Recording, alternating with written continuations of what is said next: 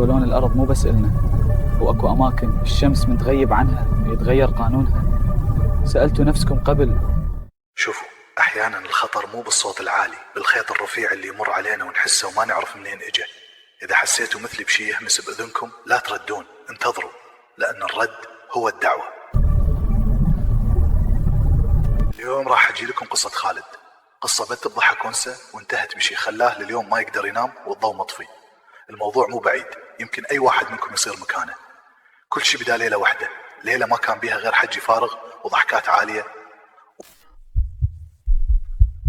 سفرة بيضة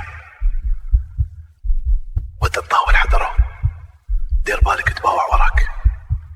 لايك، اشتراك، وحضروا نفسكم للسفرة.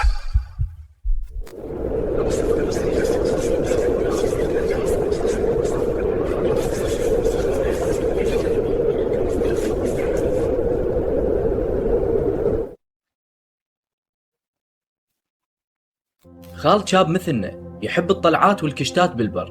بشهر الواحد سنة 2022 قرر هو صاحبه يروحون لمكان معزول بعيد عن العالم والناس بمساء ولا ايش خليك خلع.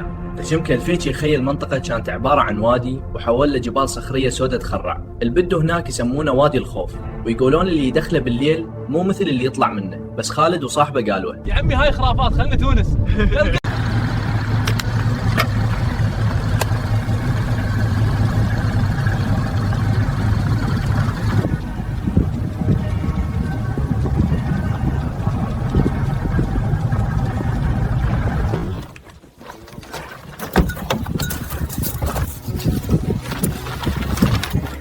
الجو كان هدوء، هدوء يقتل.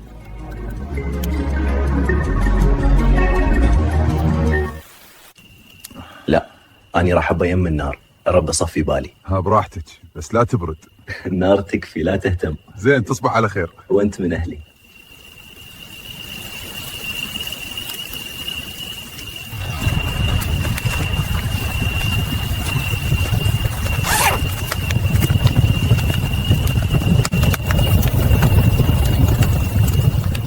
خليد كانت بداية الكابوس الذي ينبدق في المبوخل. إذا وصل مسلم على الزبدة وما على الاسم على شيء ملوس على عرب الأصل الحط يعني لاس.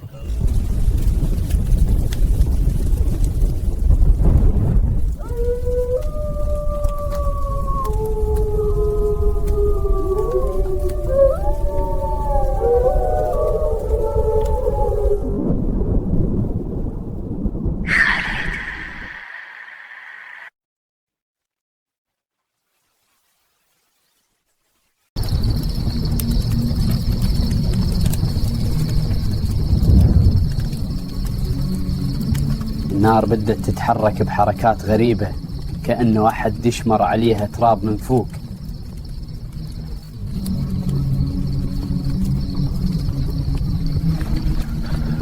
سمع صوت.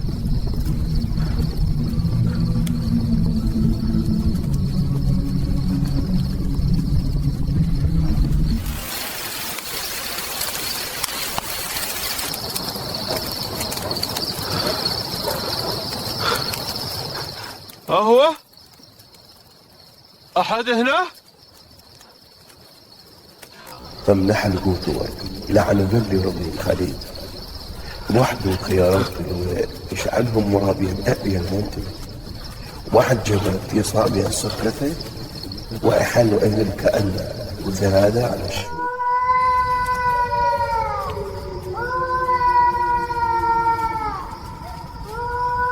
مو كلام المرلين وبعيد بنص الجبال السوداء، جبال بالصحراء. فكر يمكن عائلة تايهة، يمكن مسافر انقطع بيه. ضميره ما قدر يسكت، أخذ عصاته وكشافه وتنفس بعمق. قبل لا يمشي طالع الخيمة، بعدين ثبت نظرة على الجبال. قرر يروح يشوف شنو القصة.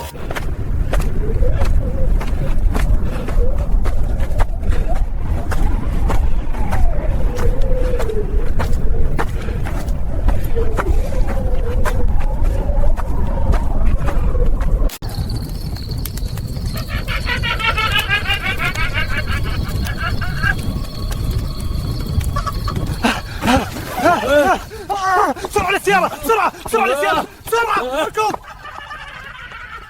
ركبوا وشخطوا السيارة، وطول الطريق خالد يباوع بالمرايا ويشوف خيالات تركض وراهم لحد ما طلع الضوء.